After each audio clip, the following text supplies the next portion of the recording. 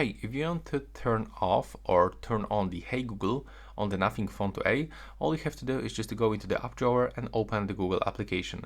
Next, you have to click on the three dots on the right upper corner on your account. Then you have to go into the settings, and now you have to go into the Google Assistant. From this, you have to select Hey Google and the voice match. And from this, you have to just click on this icon to turn it on, or simply click on it to turn it off if the switcher is actually blue. But to turn it on, you have to remember to swipe down, click I agree one more time.